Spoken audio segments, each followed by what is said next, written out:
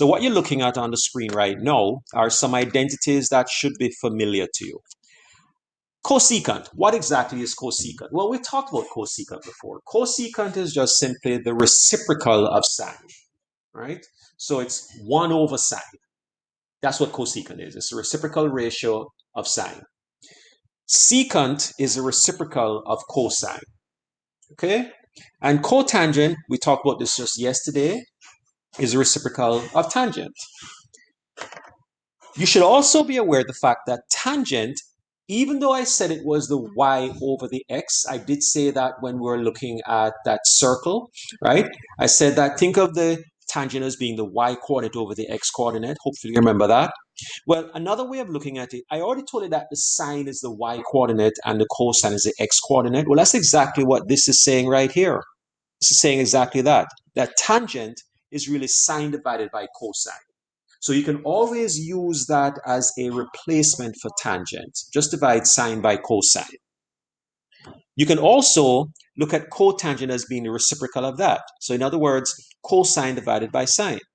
All right. And what I'm going to encourage you to do is as we go through these identities, every time you see tan, every time you see cotangent, replace it with either sine over cosine for tangent or cosine over sine for cotangent. Okay. Pythagorean identities. Let's get to those. There are two main Pythagorean identities. I don't really want you focusing so much on these. All right. In fact, when I give you a sheet to use as like a cheat sheet for a test or a quiz, I'm going to take those out because although they are identities, I don't really want you to focus on them too much. The most important one I want you to look at is the first one, the Pythagorean identity, which is sine squared plus cosine squared equals 1. You must please tell me you've seen that identity before. I don't want to hear that this is the first time that you're seeing that. Thank you, Donna. Not only Donna, I say, okay, great. So you know that one. Well, there are two others that are just simply rearranging the one that you see there now. That's sine squared, and I write it down. That sine squared x is equal to 1 minus cos squared x. Okay? And that's just simply rearranging the top one. And of course, I can also say that cos squared x, and that just makes sense from the point of view of it being pure algebra, is equal to 1 minus sine squared x. And all I'm doing is I'm just simply rearranging terms. That's it. Okay. So those are the Pythagorean identities.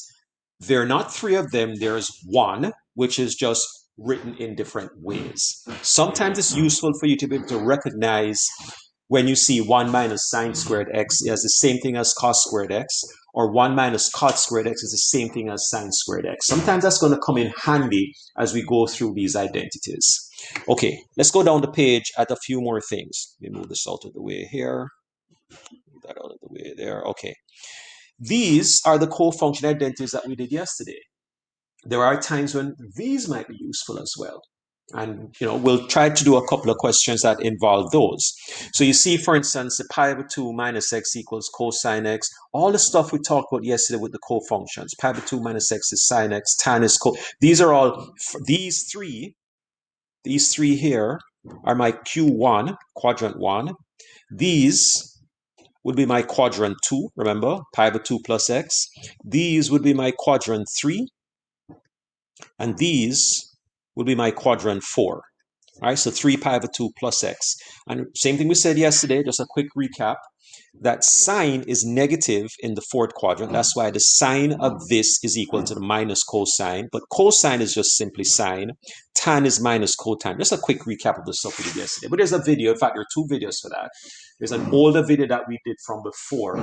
And there's the one that we did for yesterday's class. That's also there. Okay, let's get to some identities now that we've reviewed all of this. We're going to get to some identities. And as we go through this, you'll see how mine are a little bit different from the ones that you're more familiar with. Let me start with this one. Notice that I don't have that this is equal to something else. That is what you're accustomed to. You're accustomed to an identity where it says that this left-hand side is equal to this right-hand side, and you're required to, prove that one is equal to the other. That's not how I do identities, folks. So welcome to the Kamak style way of doing identities. What I do is I give you, and the same things that you would do for the ones that you're accustomed to, the same things you're going to do with this, is I give you one side, and I say, take that one side and simplify it.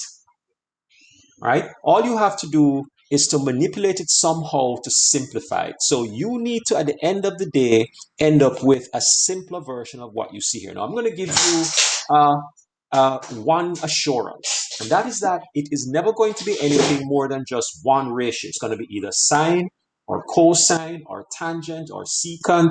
It could be secant squared or tan squared or something like that, but it is always only one ratio. So it's not going to be cotangent plus tangent. It's not going to be sine plus, no, it's not going to be a sum of two things. It's going to be one thing in the long run.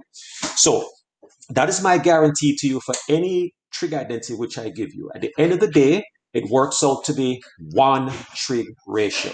Even though it could be squared, or it could be two times it, or it could be any combination of things, but it's still only one ratio. So that's my guarantee, or that's my assurance to you. Okay, let's see how that works in a case like this. So this is secant over tan. How can we simplify that? Well, the first thing I'm going to do is I'm going to think about what secant is. Secant, we said, was 1 over cosine x. That's what we said secant was. It's the reciprocal of cosine. On the bottom of that, we have tan. We said that tangent was sine over cosine.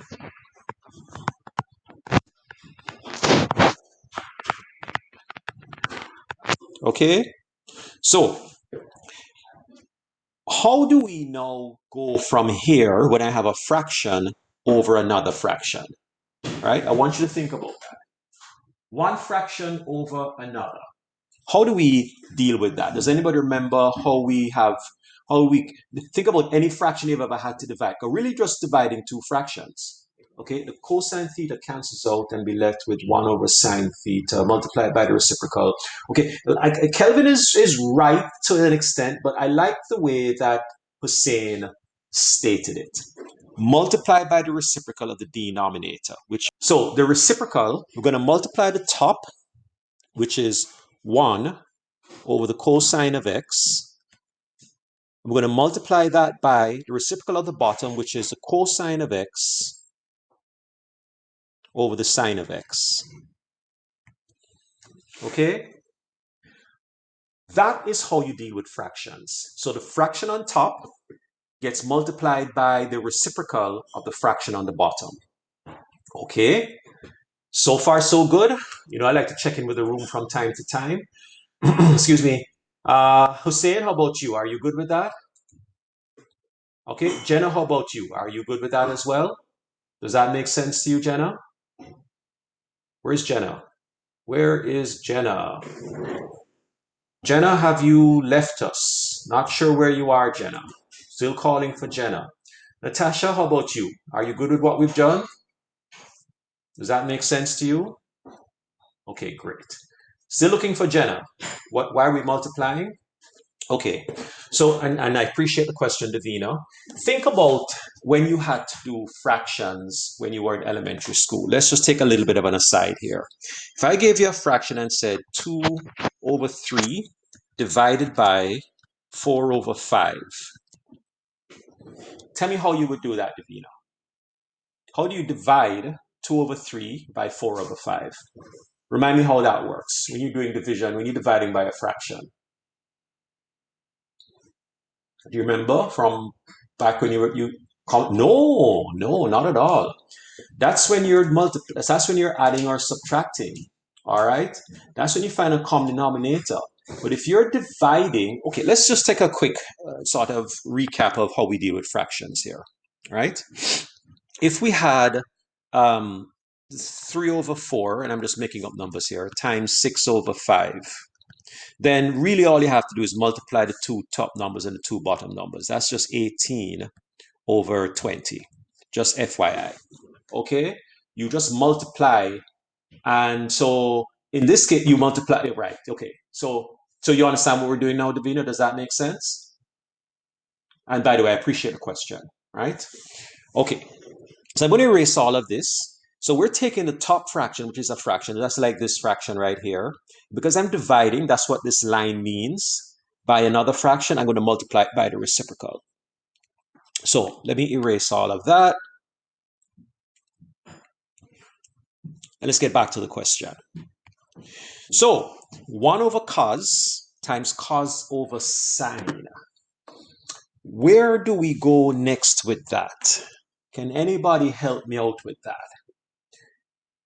What do we do with what's the next step in trying to simplify this? Cancel the cos. There you go. There you go. So really, I can say this cos and this cos will cancel out. And I'm left with 1 times 1. I'm really left with 1 here and another 1 here. So what I'm going to be left with is 1 times 1, which is 1, over 1 times sine, which is sine. But I never leave an answer like that, because that's not an appropriate answer. I now need to recognize what 1 over sine is. Right? So Roma, your answer is right, but it's not the final answer. Yeah, the causes do cancel out. The final answer is whatever we said 1 over sine x is. 1 over sine x is cosecant.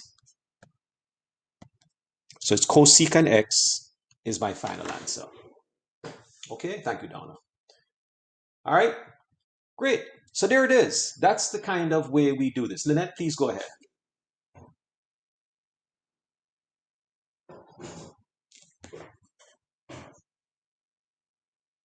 Okay. Mm-hmm.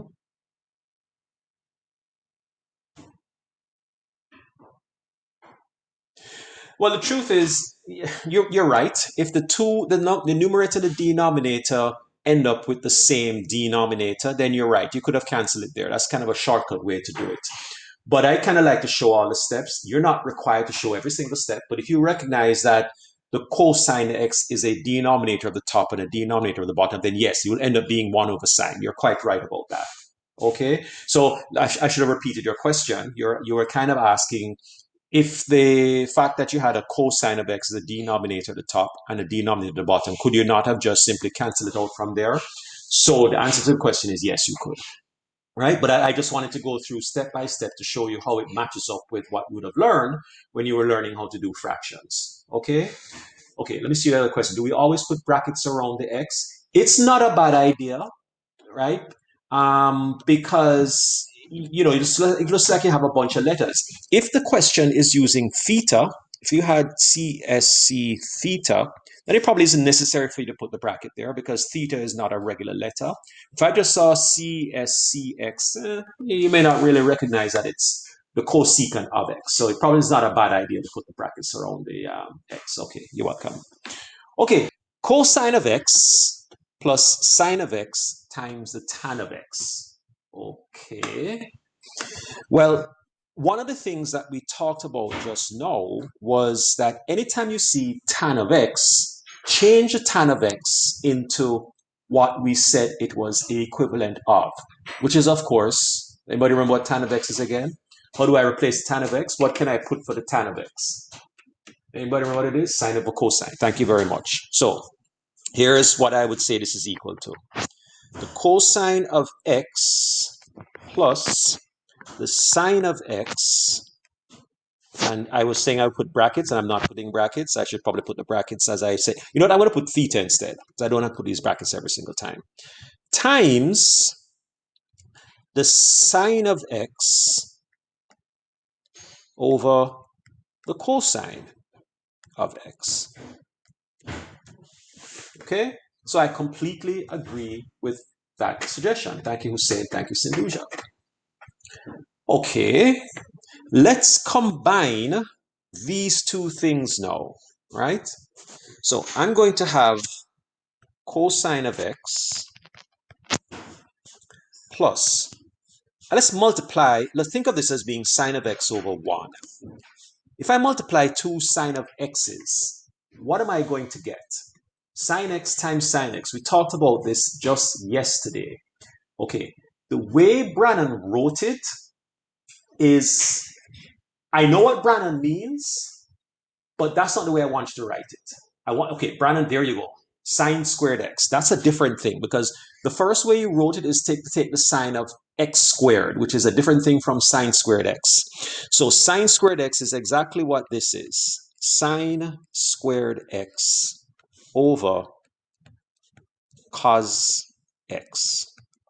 We'll be consistent by putting those brackets in everywhere. So I took the sine x times the sine x, and Brannon is right. That's the same thing as sine squared x. And that's now over cos x, because I still have a denominator of cos x. Sine squared x over cos x. The sine times the sine gives me sine squared. The 1 times the cos gives me cos. Okay. Are we good so far? Mohammed, how about you? Are you with us so far, Mohammed, on this? Okay, good. And let's see now. How about Thomas? Thomas, are you with us on this? Does this all make sense so far? Thomas, are you there? Where's Thomas? Where is Thomas? Not really? Okay, so let me go back then. And remember, Thomas, and not just Thomas, you always stop me whenever something doesn't quite jive. When you're not quite there, you should let me know. All right, so let me go back and okay, how far back do we need to go? From the very first step when we make the substitution for tan x, or after we multiply? Tell me, why don't we cancel the sine x? Cancel the sine x. We can't because they're both. Okay, let me read Ryan's question. Why do we? And I'm glad you asked the question. Why do we cancel the sine x? The two sine x's are both numerators. So you multiply two numerators. If there's a numerator and a denominator, absolutely you could cancel. But it's not. It's a sine x numerator with a sine x numerator. So it means we have to multiply those two together, not cancel them out. Does that make sense, Ryan? Okay, good. Let me come back to Thomas now. Thomas, what part of this is it the first line or the second line that you need me to look at again? And remember, you need to stop me whenever we need to slow down. I'm okay to do that. Which line did you want me to look at again, Thomas? Let me know.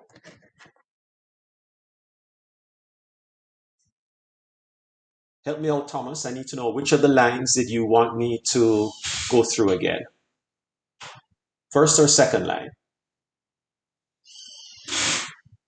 Never mind, I just had to look at it for, okay, good. All right, great. Okay, so let me now ask the question. I have to figure out how to combine these two things.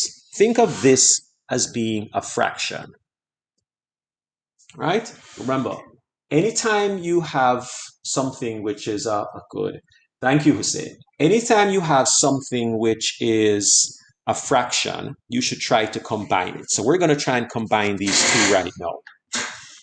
What would be a good common denominator? Let me throw that out to the class. Good. Hussein says the cosine of x. I apologize for the noise. They're working on something in the kitchen right now. Hopefully it's not too loud. So what would be a good common denominator? Is cosine of x. Because remember, when you have two denominators, like these two here, one way that you can find a common denominator, just multiply those two denominators. So cosine of x times 1 would be the cosine of x. So here is my common denominator. All right. Now let's go through the process. Now here's where what you did in elementary school should come in really, really handy. Ryan, are you following along? Does this all make sense so far, Ryan? Are you with me? Where's Ryan? You're there? Okay. All right, good. So let's keep going now. Think about fractions, right? Think about how fractions work. Excuse me. Let's see. Lynette, how about you? Are you still with us? Lynette there? Okay, yes, you generally are anyway. Okay. So let me remind you how fractions work. I'm going to ask, what do I multiply this denominator by? So the one I'm circling now. To get this denominator, answer is cosine of x. So 1 times cosine of x gives me cosine of x. So multiply the top of that by the cosine of x. So I'm going to end up with cosine of x times cosine of x. Well, we just talked about that. Cosine of x times cosine of x would be cosine squared x. Just like how when we multiplied sine x times sine x, we got sine squared x. Well, multiplying cosine, cos x times cos gives me cos squared x. What, and then plus. What do I multiply cos x by to get cos x? The answer, of course, is just simply 1. So 1 times sine squared x is just simply sine squared x. Okay? All right. Now, does anybody notice anything that can help us out here? Shiobon, are you with us? Shiobon, are you there? I'm not asking for an answer. I just want to know that you're there. Where's Shiobon? There you go. Okay. Does anybody, the numerator you say is 1, where are you getting that from? How do you make the numerator 1? Just out of thin air like that. Where is that coming from? Well, actually, I think everybody knows. It's the Pythagorean identity. Well done. So cosine squared plus sine squared x. In fact, just to go back to the first page for a second here, it was the very first one that we said sine squared x plus cos squared x is equal to 1. That's exactly what this is saying, right? And therefore, I'm going to substitute cos squared plus sine squared with 1 over cosine of x. And again, as Christiania has already put in, is the same thing as the secant of x. So there you go. That's the way these work. Yes, Lynette, please go ahead. Sure. Let me go and do a quick fraction review. That's probably not a bad idea. So let's say we had, I'm just going to make up some numbers here, 6 over 7 plus 4 over 3. And I just made that up out of thin air. All right. I'm going to make my common denominator here the product of these two, which is 7 times 3, which is 21. So I'm going to say, okay, what do I multiply 7 by that gives me 21? The answer, of course, is 3. I'm going to multiply the top by 3. So 3 times 6 plus. What do I multiply 3 by to get 21? The answer, of course, is 7. I'm going to multiply 7 times 4. Then I'm going to go from there. Now, over here, I was asking the question, what do I multiply 1 by to get cosine of x? And of course, the answer is the cosine of x, right? In a sense, you're doing sort of, yes, in a sense you are. But I just want to be careful that it's not just always just simple cross multiplication. In fact, cross multiplication is usually when you're dealing with equations anyway. So let's just be careful about that. But anyway, what do I multiply 1 by that gives you cosine of x? Answer is cosine of x. I have to multiply the top by the cosine of x. So Lynette, do you see why that makes it cosine of x times cosine of x, which gives me cos squared x? Does that make sense? Okay, perfect. And thank you again for the question. I truly appreciate those questions. And I'm not going to dispute what Hussein is saying. In a sense, it is kind of cross multiplication, but I don't like that term when you apply it to adding or subtracting fractions. How do I get 1 over cosine x? Okay. So what we did is we took the top, which is cos squared plus sine squared. We went back and looked at the Pythagorean identity. Sine squared plus cos squared is 1. Shiva, do you see what I'm saying there? And that 1 is what the top was replaced with. So that 1 now becomes 1 over cos x, and of course 1 over cos x is what we call the secant of x. And thank you for the question, by the way. Okay, how are we doing with trig identities so far? Roma, how about you? Is this working for you? Are you following what we're doing so far? Roma? Okay, great. I think I called for Jenna before. Was it Jenna? I think it was Jenna, and I didn't hear from Jenna. Jenna, are you with us now? Is Jenna here now? Where is Jenna? Jenna, you are MIA at this point. Where are you, Jenna? Okay, gonna have to make a note of that. Let me get back to what we're doing. So that takes care of that trig identity. I'm going to tackle the next one. Look at that. Cos x times tan x plus cot x. Now, I've done 2 of them so far. So let me just throw this out to the room to find out if anybody has any ideas as to how we might start this one, right? Anybody have any bright ideas as to how we could probably start this one? Tan x is sine over cos, you're right. And Quinn, what do you want to tell us, Quinn?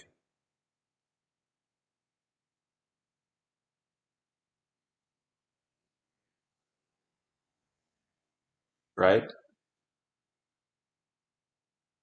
Nice, nice, nice, nice, nice. Okay, good. So a lot of people, and I just have to repeat what Quinn said because unfortunately you're not going to hear that in the recording video. He was saying what a lot of you are saying in the chat. He's saying take the tan x and make it into sine over cos. Take the cotangent, make it into cos over sine. We said those were identities. And anytime you see tan in a question or cosine in a question, sorry, or cotangent in a question, it's always good for you to make that substitution. So we're going to do exactly that right now. So cosine of x, I'm going to put theta now, so I don't have to put the brackets anymore. So anywhere I see x, I'm going to put theta. All right. So sine of theta over cosine of theta plus cosine of theta over sine of theta. Nice, nice. That looks great. I like that start. What happens? So substitute for that. Yeah, so good. So we've done that. All right, so I think a hand is going up. Yes, Donna, please go ahead.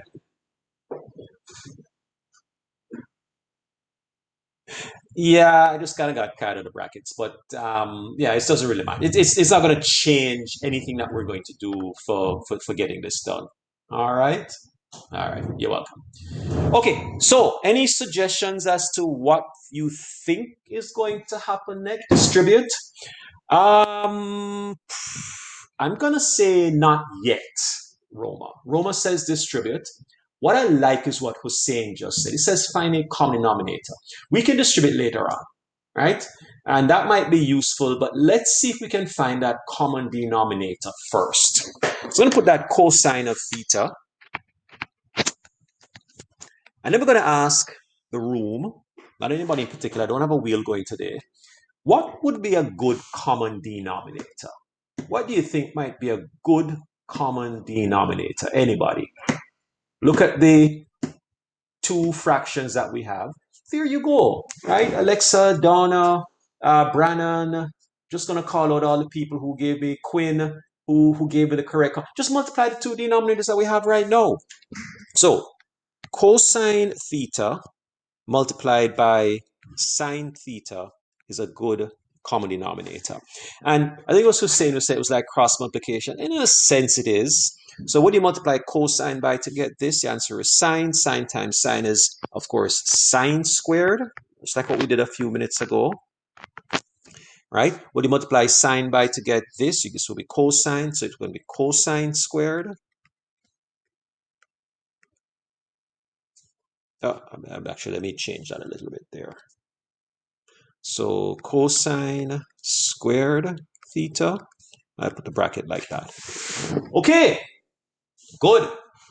I am assuming that you all, this is plus. I'm assuming that you all know where did the minus come from. It came from a bad place, Mohammed. Okay, I can't justify that in any way whatsoever. All right, it was because I erased some stuff and it kind of got taken out with when I erased it. Anyway, so what do we notice again? Something that we just saw a few minutes ago. Numerator is now 1. Absolutely. Yes, yes. So I'm going to write that as, I'm getting as excited as I got when I was doing this in high school. But anyway, I'll try to calm down. It's going to be equal to 1 over cosine theta. Let me just get a little bit more room here. Dot sine theta. Okay?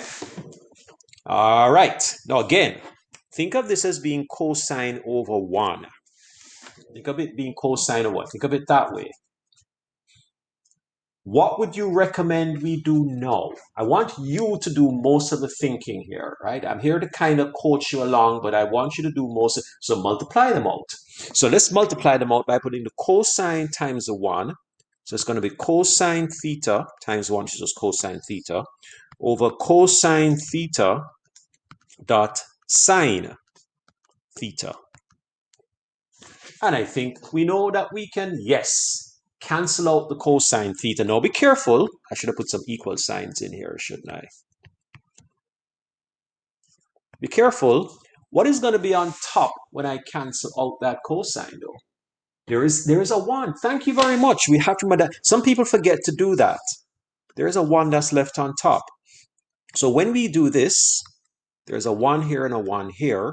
What we're left with is 1 over sine theta, which of course we already know now is the cosecant of theta.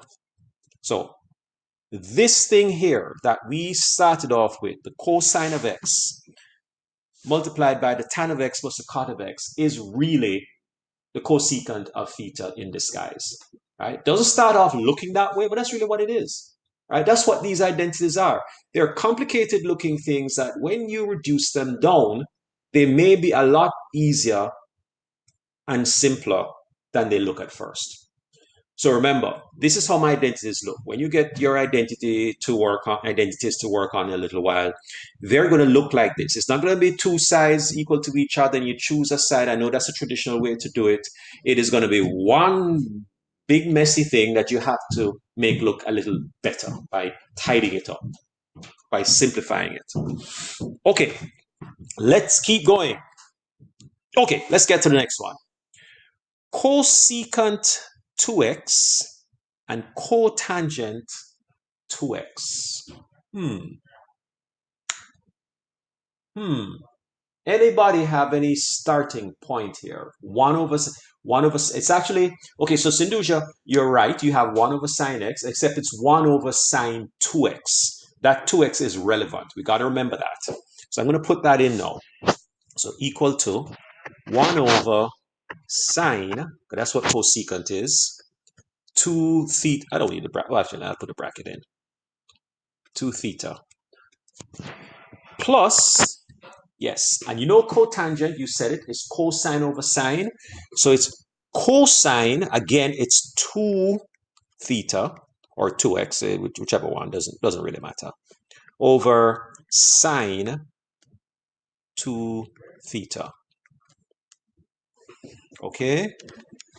If it was 2x before, it still has to be 2x, or 2 theta, I should say. It was 2 theta before, it's still 2 theta now.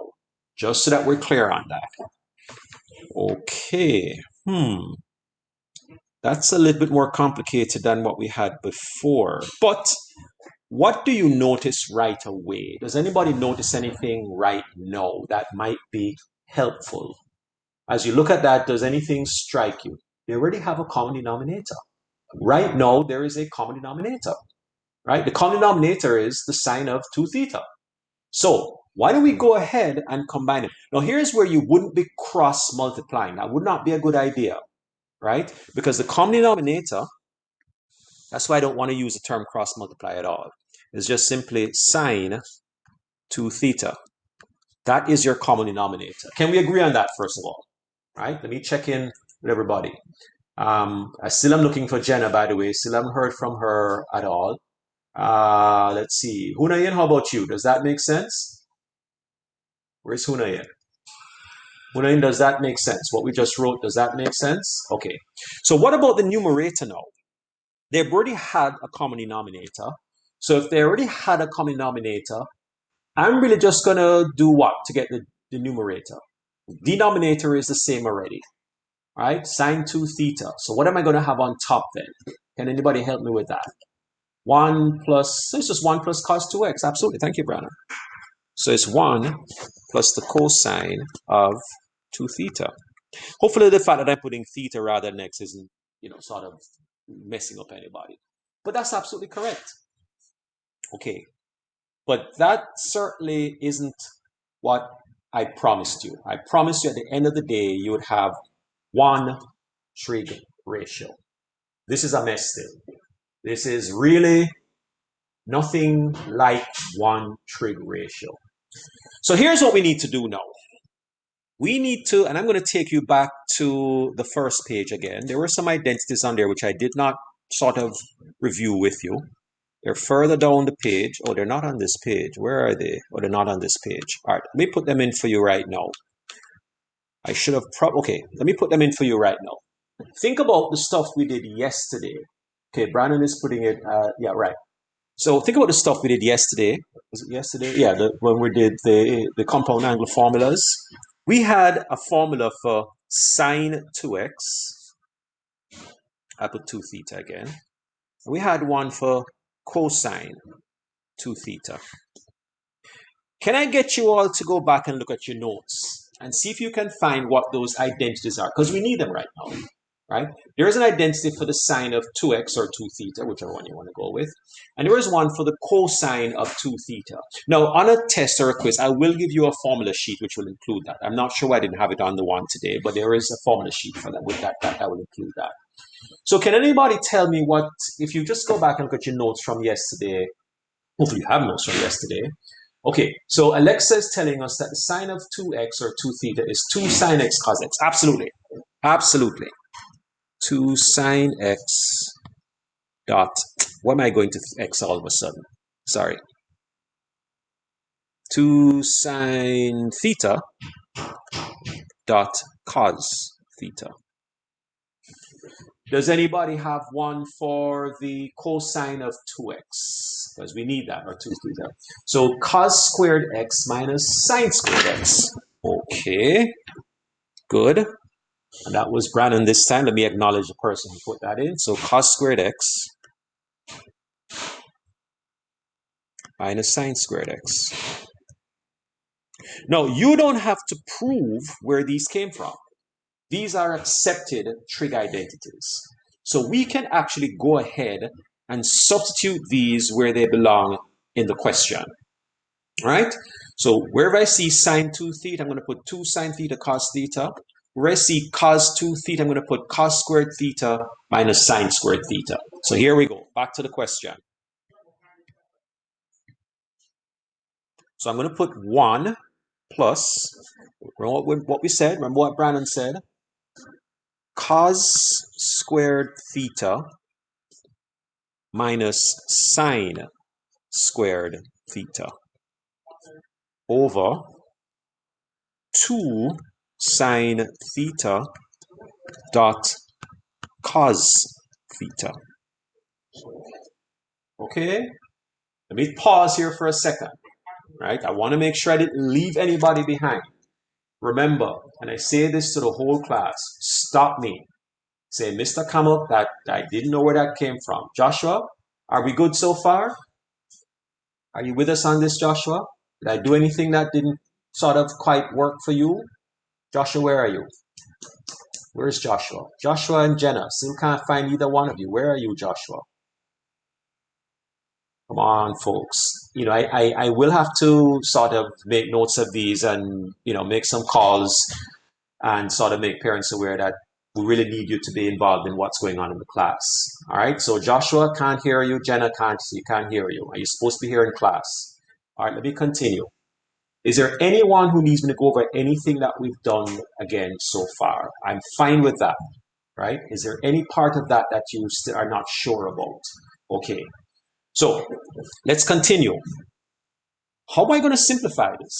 I don't understand what we just did. Okay, Ella, thank you for the question. We took, and you have to base on the stuff we did yesterday. And if you look at what both Brannon and Alexa put in the chat, what you'll see is that they took two of the identities that we learned yesterday, and I've gone back to the first page to restate them, that the sine of the double angle, or 2 theta or 2x, or whatever verb you want to use, is equivalent to 2 sine theta cos theta. That the cosine of the double angle, 2 theta, is cos squared theta minus sine squared theta.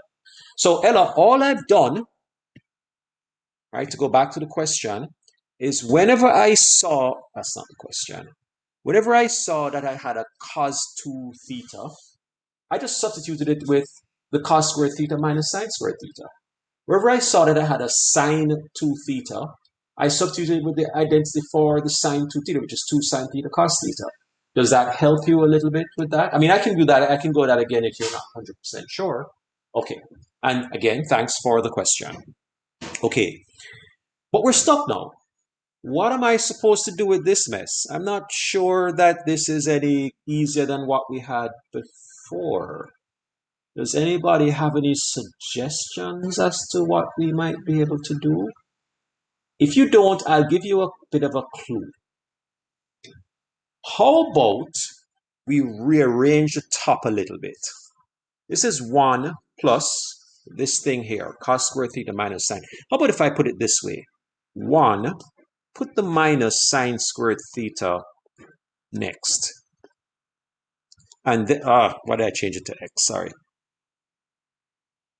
1 minus sine squared theta, then plus the cos squared theta over what we had before, it's not changing, 2 sine theta dot cos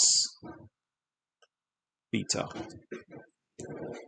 Okay, cross out you're saying? What are we crossing out here? The 1 minus 1. I'm not sure what that means. Shimon says cross out. What are we crossing out? Tell me what you mean by cross out. And what do you mean by 1 minus 1? Let me point. I know. Oh, I see. I think I see what Chrisania is saying. Chrisania, and that's something that I want to make sure that people don't make the mistake of doing. This is not. Think about this sine squared theta as being minus sine squared theta plus cos squared theta. If this was this, if there was a bracket in front of this, which is not the same thing as what we have now, so I put that bracket here just to make the point, then yeah, I could put this as 1, because sine squared theta plus cos squared theta is 1, but that's not what we have, right? What we have is 1 minus sine squared theta plus cos squared theta, right? So you can't take this as being a positive sine squared theta because it's not. It's a minus sine squared theta plus a cos squared theta. All I've done is I've just put it in the front. Now, let me help you out. If nobody sees what I am hinting at, let me take you back to the first page for a second. Do you remember when I had these things on the first page of Pythagorean identities? I said you could rearrange those Pythagorean identities. Do you remember that? Does any of those, or do any of those look like they may be helpful right now?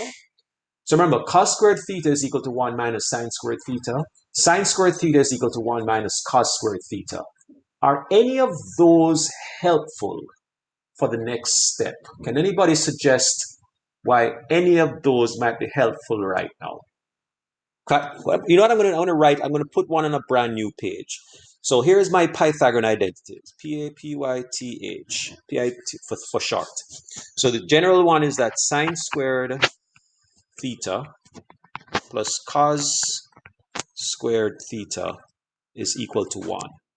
But I can also isolate the cos squared theta and say cos squared theta is equal to 1 minus sine squared theta.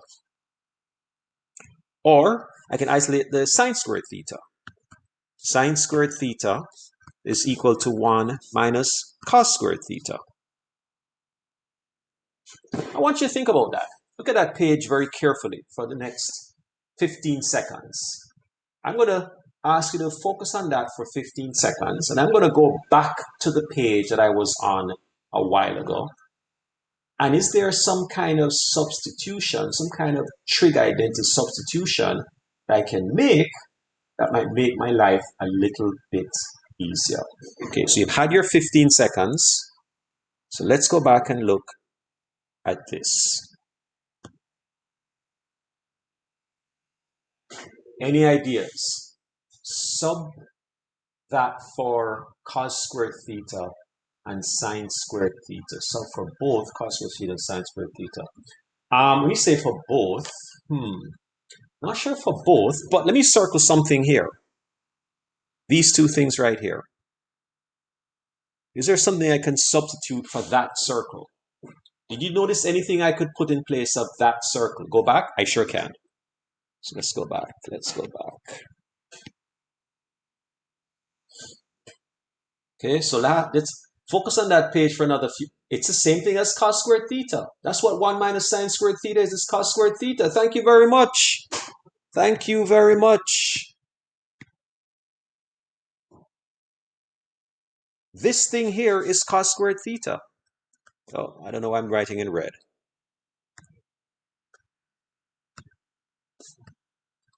Right? That circle is the cos squared theta plus another cos squared theta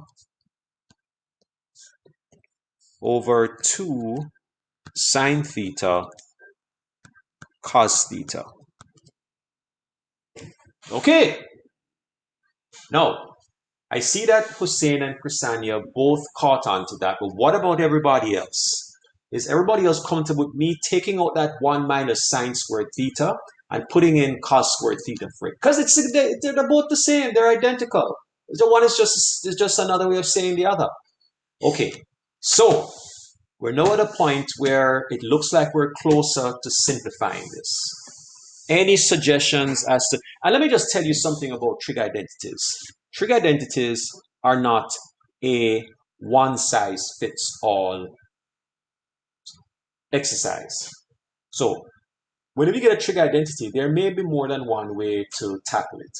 It's not like every trig identity is going to be tackled the same way. Some of you might look at something that I've done and said, why didn't we do it this way? And I'm going to say, you know what, I didn't think of that. Maybe we could do it that way. That's fine. As long as it's a legitimate substitution that we're making, then it's fine, right? It's like I've always said, we're both going to the Pickering Town Center, but we take different routes to get there. As long as we both end up at the Pickering Town Center, who cares? Now, one way might be quicker, but if you get there, you get there. All right. Anything you notice? Anything that jumps out at you? Any light terms, you think? Nice, Sinduja. Nice.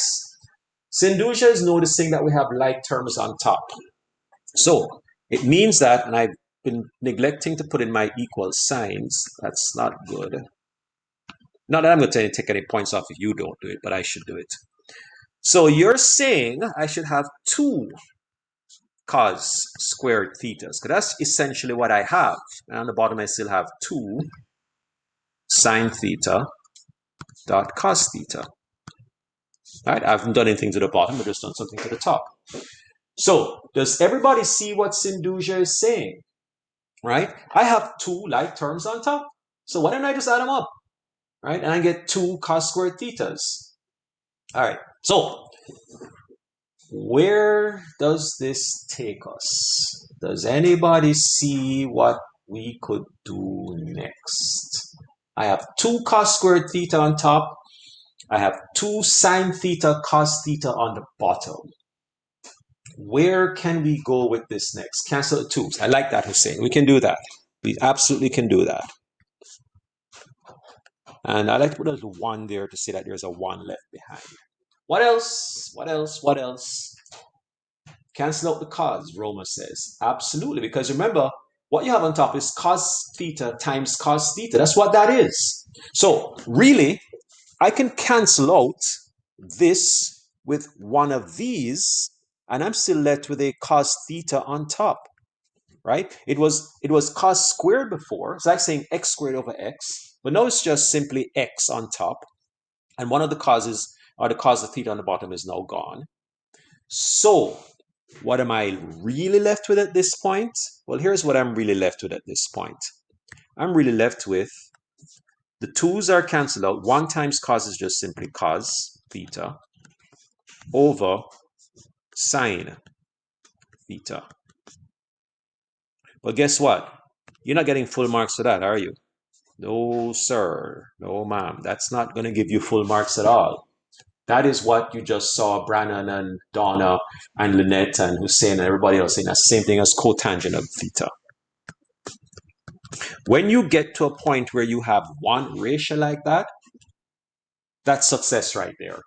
Of course, hopefully it's the right ratio, but that's really what you're after. When you get to the point where you just have one ratio left, in this case, a cotangent of theta, you can pat yourself on the back because now you know that you've reached your destination. If you still end up with a bunch of different ratios, any of these other steps that we had here before, those would not constitute a final answer. Because I'm guaranteeing you that anything that I give you to work out is going to end up being one simple ratio. Okay? It could be that ratio squared. I'm not saying it's not going to be squared. I'm not saying it wouldn't be like maybe cotangent of 2x, or it might not be 2 cotangent. All of those are possible. It's going to be one ratio. All right? Let's see if we can get through one more before the break. We have about 7 minutes to get to the break. Let's see if we can squeeze one more in. In the next period, and those of you who choose to go off and do your own thing, the homework for today, and I haven't put it in the calendar yet, will be the trig identities that are posted in the Math Video Library, but I will put that in the homework sheet, sorry, in the calendar for you to know that that's what I'm expecting of you. But I think we will have a lot of time for you to get started on it during the second period, and then we can all come back together in the last 5 minutes before lunch to see how we did with it. All right. Okay, so let's try one more. Let's try. Whoa. Okay. This looks ugly. This looks like this could take some time, but we're gonna work through it and see what we can do with it. I'm gonna give you a hint before we get started. Before we sort of, before I give this to you to work on your before we do any further. Three things I would always recommend, and you might want to write these down as sort of key steps in doing trig identities. Two of them were already done. One of them is you replace any reciprocal ratios. So if you see a secant, if you see a cosecant, if you see a cotangent, replace it with what we know those things are. So if it's a secant, change it to 1 over cosine. If it's a tangent, we change that to sine over cos. So that's the first thing. Replace any reciprocal ratios or tangent or quotient ratios with what we know they are. Yes, Quinn, please go ahead. Yeah.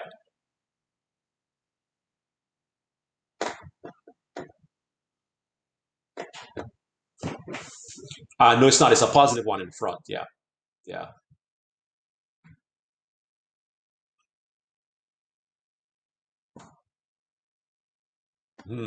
Not yet.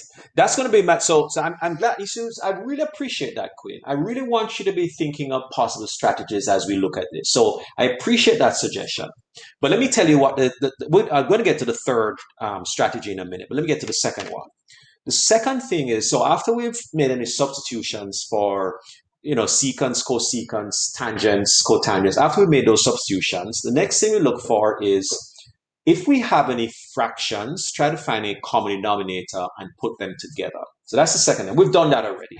So we've seen where we can make substitutions. We've seen where we can find common denominators. The third thing I would say to you, and that might apply in a case like this, in fact it will, okay, that's a bit of a clue, is look to see if you can factor anything, right? Because sometimes factoring is what is going to allow you to be able to cancel stuff out, right? Let me tell you a common temptation that, and there's a way that you can cancel stuff out, and there's a way that you should not cancel stuff out. Let me start by telling you the way you should not try to cancel stuff out. And some of you are going to look at this and think, oh, look at that. And now don't say anybody in this class. I'm not trying to suggest that anybody in this class would do that. But I know I've had students, let's just put it that way, who would say, oh, look at that. There's a cos squared here. There's a cos squared here. Let's just knock them out. No. Big fat no. Hard no. All right. I don't know if I can make it any more emphatic than that. You cannot do that.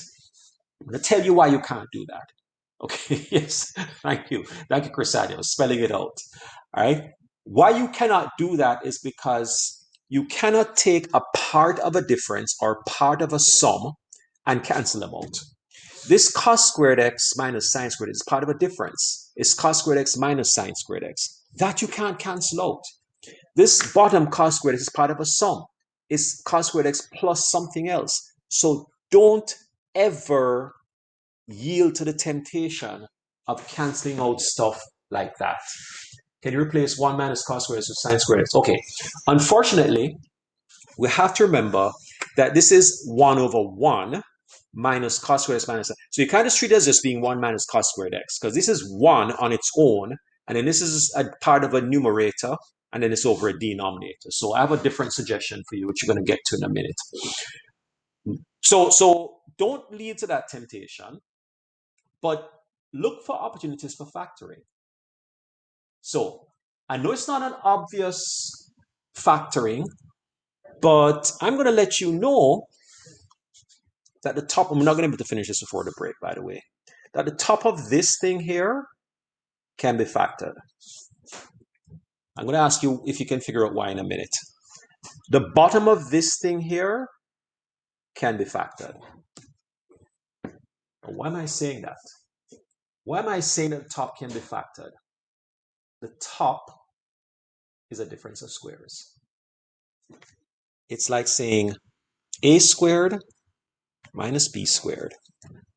And of course, you know you can factor that into a plus b and a minus b. We know that. We know that from our grade 10 factoring. So the top can be factored, and there's also a common factor for the bottom. Can anybody suggest what the common factor for the bottom might be? Cosine of x. Absolutely. Again, I'm apologizing for the noise in the top. I'm hoping you're going to be finished really soon. Okay, so I'll tell you what we'll do. It's now 11:14. Just give on 11:14. Rather than me diving any further into this, let me give you your 5.5 minute break. And you're right, by the way, Roma. The common factor is the cosine of x. The top can be factored as a difference of squares. So take your 5 minutes, stretch, go get some water, whatever you want to do, and let's come back and tackle this monster, right? We can do this. So we're on a 5.5 minute break at this point. So let's get back to the question. Let's get back to what we were doing. Again, I remind you that it is totally your call whether you want to stay with us or not. As I go through this, the video will be there, but the opportunity to ask questions would be while I'm actually doing the presentation. All right. So do we have any suggestions here? We talked about a difference of squares. So what does the cos squared x minus sine squared x look like if we were to factor it using a difference of squares? Can anybody suggest something that we can do with that? Using the difference of squares principle. We know it's a plus b, a minus b. So what does that look like then? Anybody can help me out with that, please. Again, I'm not calling anybody particular. Yes, Quinn, please go ahead.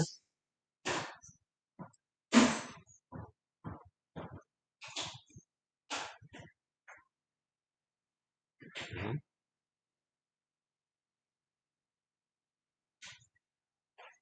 Absolutely. So we'll do exactly that.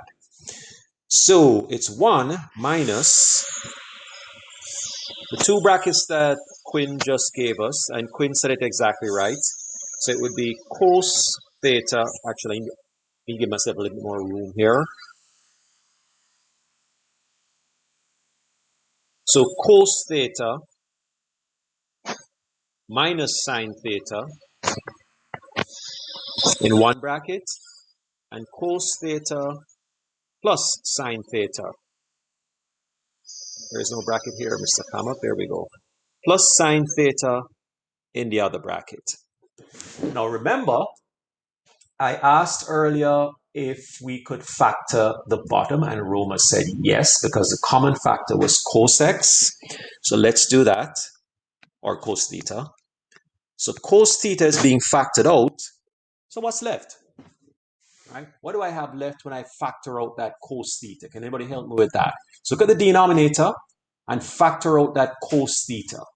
Can anybody give me a suggestion as to what that might look like when I factor that cos theta out? Right? Right now it's cos x plus sine x. Well done. Cos x or theta plus sine theta.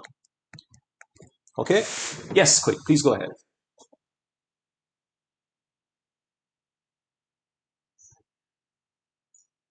Mm-hmm.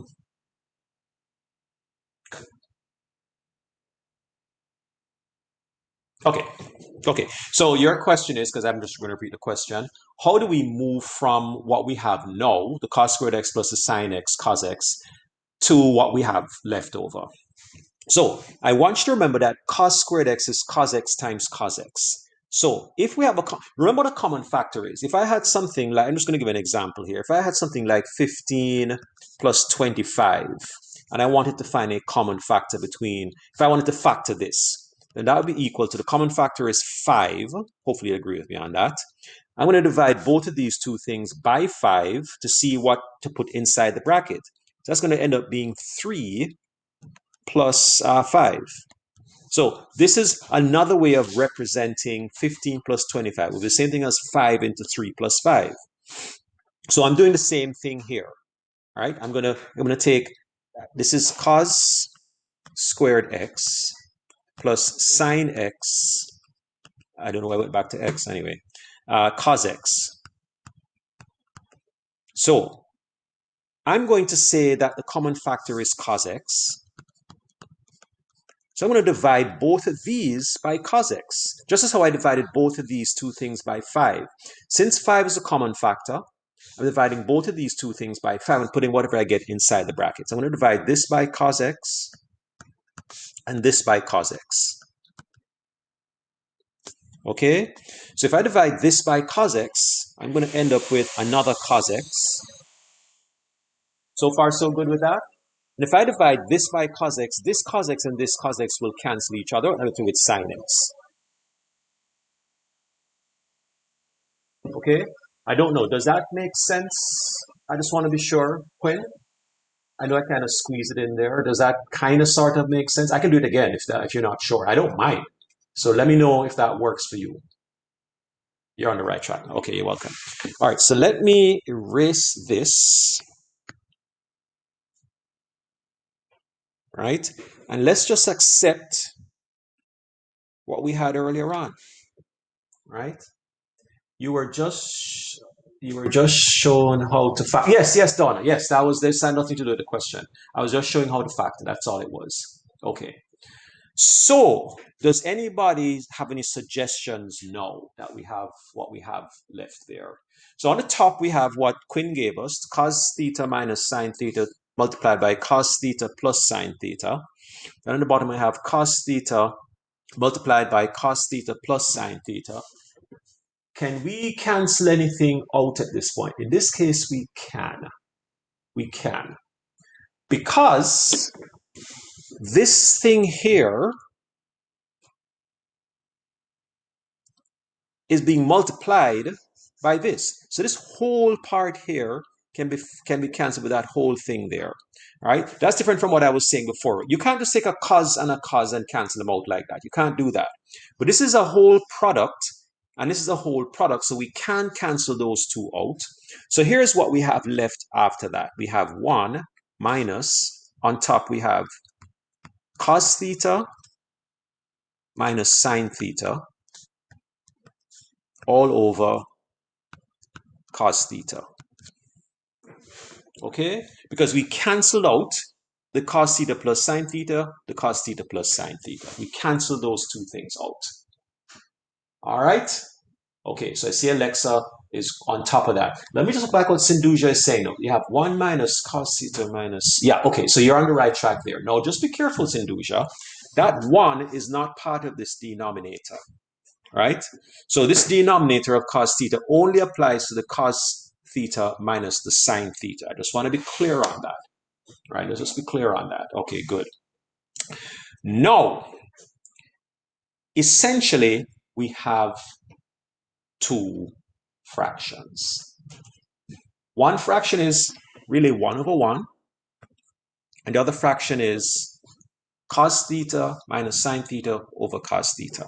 That's essentially what we have. The common denominator is correct. Common denominator is correct. So what would be a good common denominator? Can anybody help me out with a good cos x? Okay. Now I want you to be careful as we tackle this. So remember, there's a minus in front of both of these, right? This is the thing that I know sort of throws students off sometimes. that minus means both of these things on top are being minused. That's what it means. Treated as being a minus being applied to the two terms on top. So now, to get this common denominator, we're going to say, I know we use the term cross multiply before. I kind of not so happy with it, but we'll go with it anyway. So it's going to be, what do we multiply 1 by to get cos theta? It's cos theta, so it's cos theta times 1, so that's just going to be cos theta, or cos what I have, x. Why am I doing x and theta? Okay, let me be consistent here. Let me be consistent. Okay, so I'm going to have a cos theta here, and then what do I have to multiply this by to get that? It's 1. But remember, these are both being multiplied by a minus 1.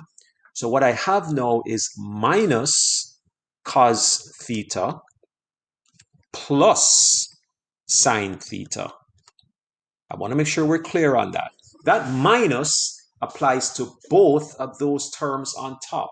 And that's something that a lot of people initially don't quite get, right? That minus that we have in front of this fraction is being applied to all the terms on top of the fraction. So it's minus cos theta plus sine theta, and that's why I have minus cos theta plus sine theta here. Okay?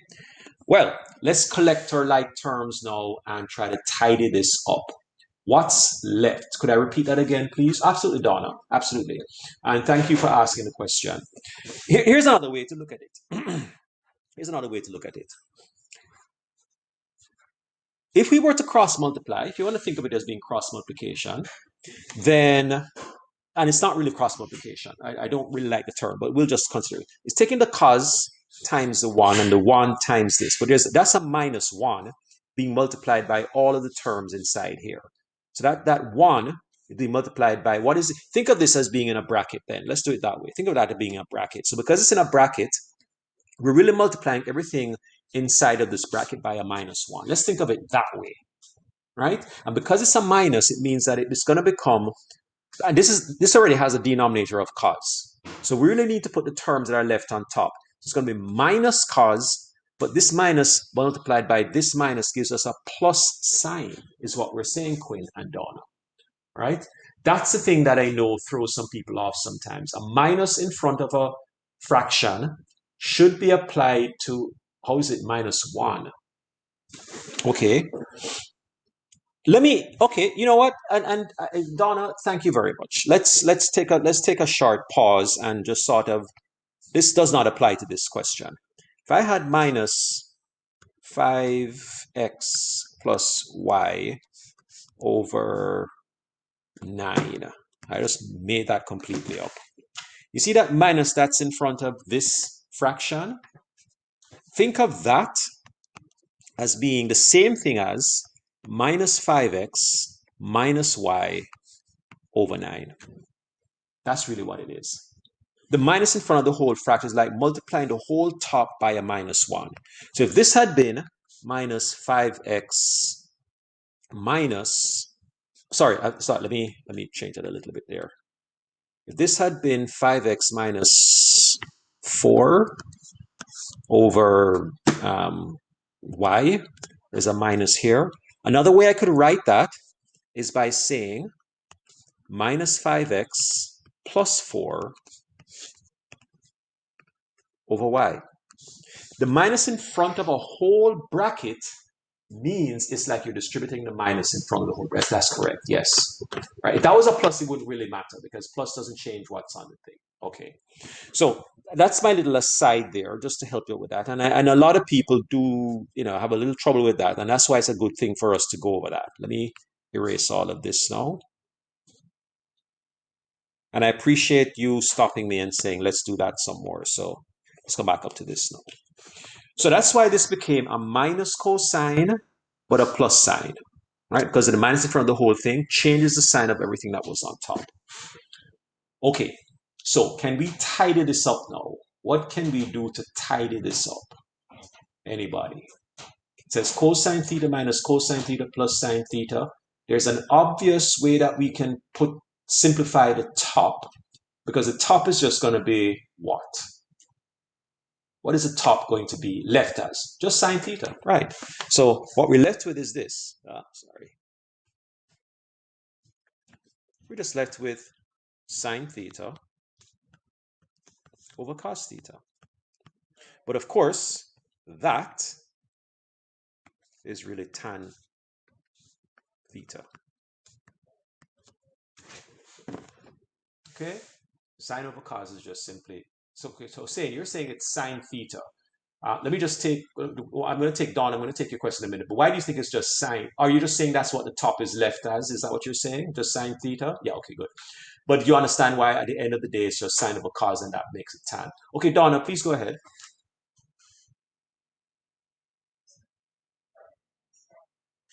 Yeah, right, which gives us 0. And then we're just left with sine theta on top. Yeah. Okay. All right. All right.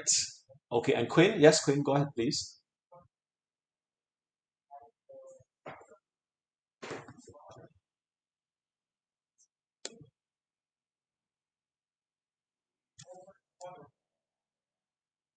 Mm-hmm. Yep.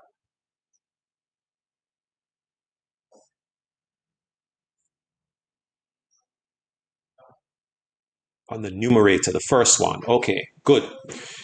So the common denominator, and that's a good question actually. The common denominator is cos theta. Can we agree on that?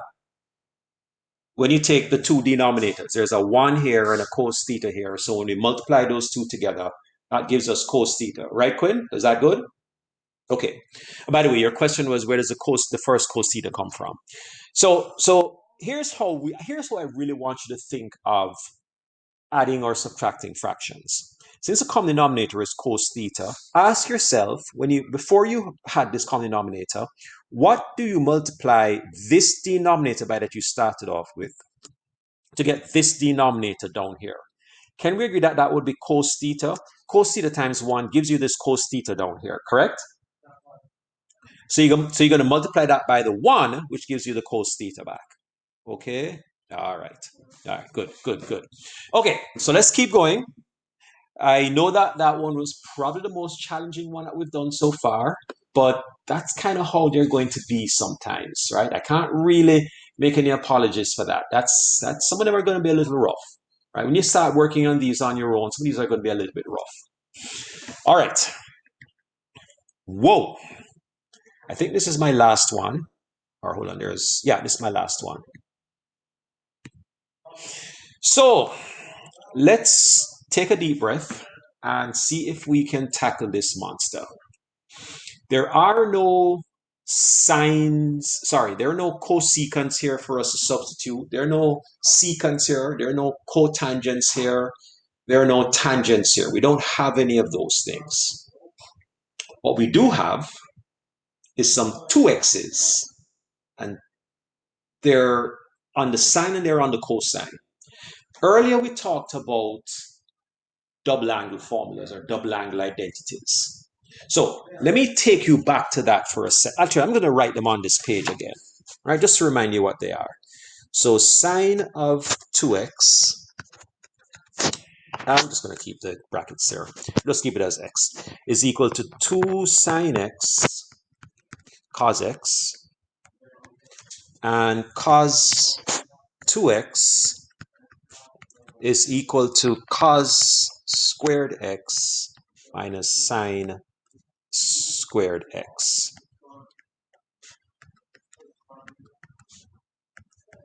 Okay? That's what they are. So let's just start off with that. Okay, now, my suggestion is I'm going to do this a little piece at a time. I don't want to do too much at one time. I'm going to substitute for the sine 2x at the bottom. That's what I'm going to start off by doing. And you'll see why that helps us a little bit in a minute. So I'm going to keep that 2 on top. Keep that bracket that's there.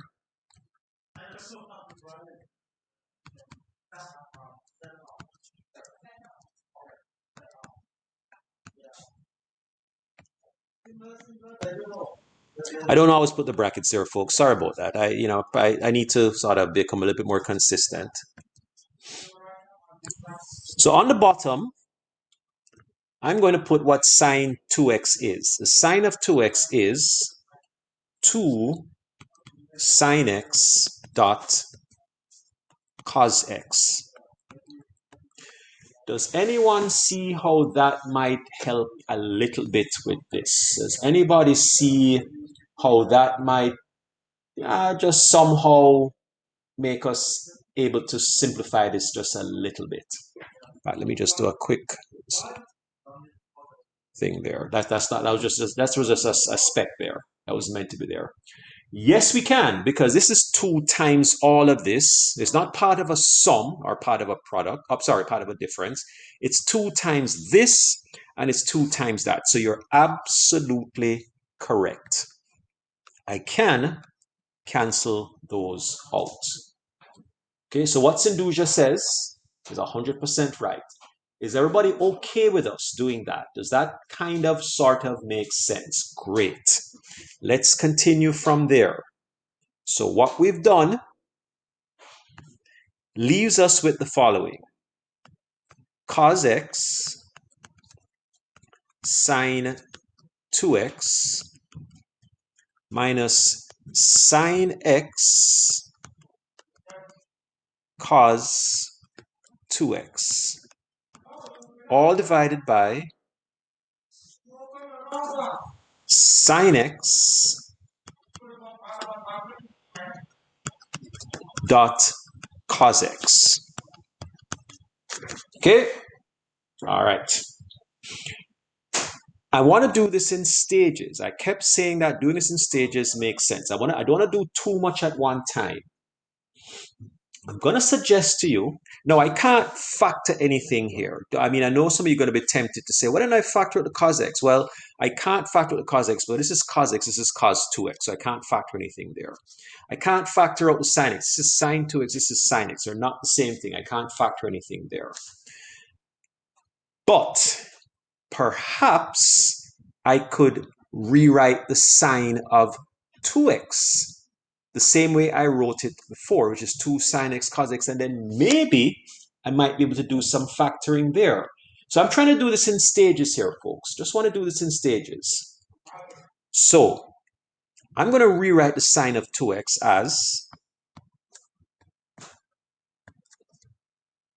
2 sine x dot cos x, and then I still have the minus sine x dot cos 2x. I'm purposely not doing anything with the cos 2x yet. Even though there's an identity for it, I'm going to sort of leave that until the end because that identity is a little bit more complicated to work with. And that's all over sine x dot cos x. Have I left anybody behind? Is everybody still with me? All I did is I just made a substitution for the sine of 2x with one of those identities that we said the sine of 2x was 2 sine x cos x. Now, can we factor now? Is there a possibility for us to factor the top? Is there any common factor this time? And can you see what that common factor might be? Anybody? Look at the top. The cos x. No, because the cos x, there is no cos x in the second part. This doesn't have this is a cos 2x. That's not the same thing as a cos x. Okay? But is sine x a common factor? Would that be a common factor right now? Would you agree with that being a common factor, sine x? Can anybody agree with me on sine x being a common factor? Yes, so let's do that. And by the way, this cos x and this cos x, can we combine those two since they're being multiplied and make that cos squared x? Is that possible? Yes, it is. So let's do that. Let's factor out. And by the way, the 2 is not part of my factors. I'll leave that 2 there for now. So I'm going to put sine x on the side. So I still have the 2, but can I combine the 2 cos x's and call it cos squared x? And the answer to that is yes, because that's what it is. It's cos x times cos x, which is cos squared x. Right? Minus the cos, remember, I'm factoring out the sine x, so this is going to make this sine x go away. Cos 2x all over sine x dot cos x. Okay, can I cancel anything down at this point? I can take out, yes, Induja, well done. I can take out the sine x now. Now that's a common factor. So let's go ahead and do that. That sine x and that sine x. And let's see what's left on top now. Right? So on top, my next line, I have 2 cos squared x. Now, how about this minus cos 2x? We've been kind of leaving that on the side and not doing anything with it yet. Remember that there's an identity for the cos of 2x, and I'll tell you what that is right now. That identity, remember, was, and I want to put it in a bracket, it was cos squared x minus sine squared x is what it was. Right? And then the denominator, of course, is still just simply cos x. Let me pause for a second. I know that that's a lot of work. Now I want to remove that I want to remove this minus that's in front. Now notice that I put it in a bracket because I want to minus all of it. Because I'm minusing the cos of 2x, I want to make sure that I minus everything that the cos of 2x is, which is all of this. So if I remove that bracket, can we agree that removing that bracket is going to make the stuff inside be multiplied by minus 1? Can we hopefully agree on that? Yes, Quinn, please go ahead.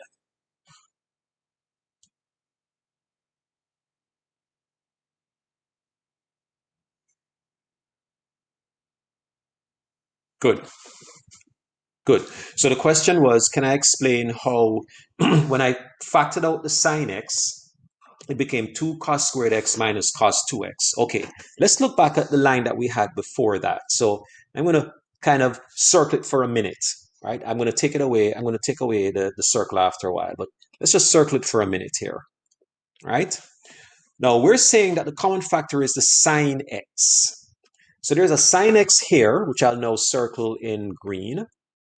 And there's a sine x here, which I'll also circle in green.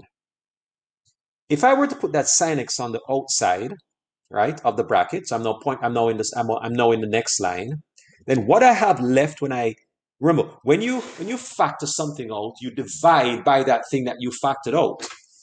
So if I put the sine x on this, I'm going to divide the first part of this thing I'm circling now, right? This, let me see if I can circle with another. So this first part is going to be divided, that's a lot of circles, by sine x. So what I'm going to be left with the 2, I'm going to be left with the cos x, I'm going to be left with the other cos x. So that's where the 2 cos squared x comes from, right? That's what's left when I divide all of this blue circle by sine x. I'm left with the cos x, I'm left with the 2, I'm left with the cos x. Does that kind of make sense now, Quinn? So I want to be sure. If you're not sure, then I can do that again. Good. And then the second one, I'm dividing that by sine x as well. So here's another blue circle. If I divide that by sine x, then the sine x won't be there anymore, but I'm going to have the cos 2x, and this is what I have left in the bracket right here. Okay. And then, of course, we cancel out the sine x, so we're left with the 2 cos squared x minus the cos 2x. And then I took the cos 2x. Yeah, I know it's complicated. Then I took the cos 2x, excuse me, and I made it into this identity of cos squared x minus sine squared x. And now we're almost there, almost there. And now we're going to take away that bracket.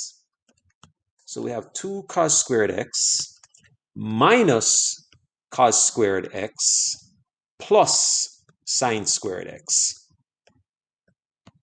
Right? Because I'm distributing that minus into the bracket. And all of that is over cos x. It's all over cos x. All right? So I'm going to throw that over to you now. Yes, Donna, go.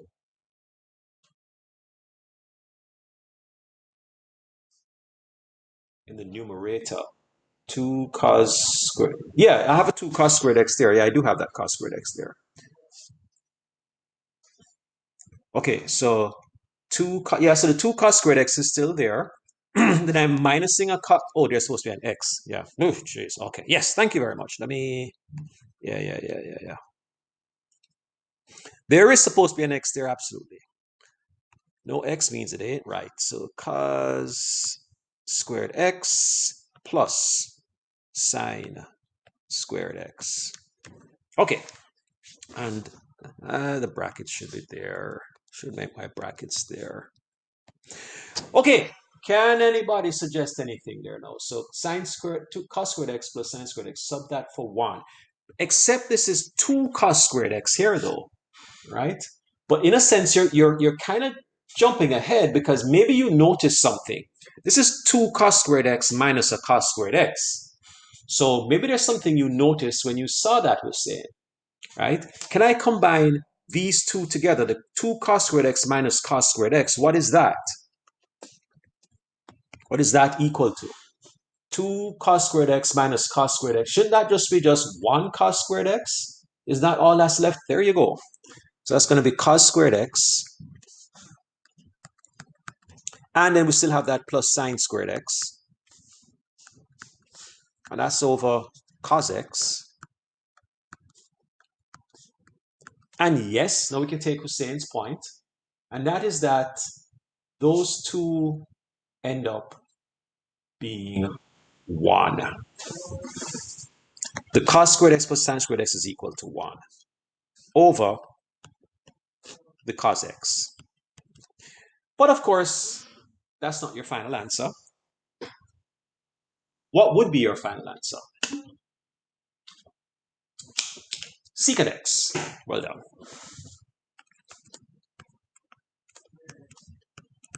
That is the answer that I would expect from you. So all of this monster, all of this is really your secant x function in disguise. Doesn't look like it is, but when you wrestle it to the ground and really dissect it, it's just simply the secant x function is really all it is. So that is my presentation on trig identities. I don't have any more questions for you. I'm going to now turn it over to you. I'm going to put that, the handout is on the Math Video Library. So, I don't need to download that for you. You can download that for yourself. It's labeled Trig Identities. I think it might call it Comic Style. I don't remember if I put that acronym on it as well, or that title on it as well. But I'd like you, during class now, I'm not going to do any more as a class presentation. I'm actually going to keep the video rolling in case anybody wants to come back. Not the video, keep the recording rolling. I can edit it out later on, any long pauses. But I leave it running just in case anybody wants to come back and ask for any question, which might help everybody. So what I'm going to be turning over to you now and asking you to complete for homework is that handout. The handout which is called Trig Identities. There are 10 questions on there. Every single question works out to be one simple ratio. That's the key to it. Please get started. I'm still staying in the room. I'll still keep the recording going. Come back and ask for help on anything that you're stuck on. And if we want to sort of work through it as a class exercise, I can do that, or I can do it as a one-on-one thing with just you. All right, folks? So, Kamak, your turn.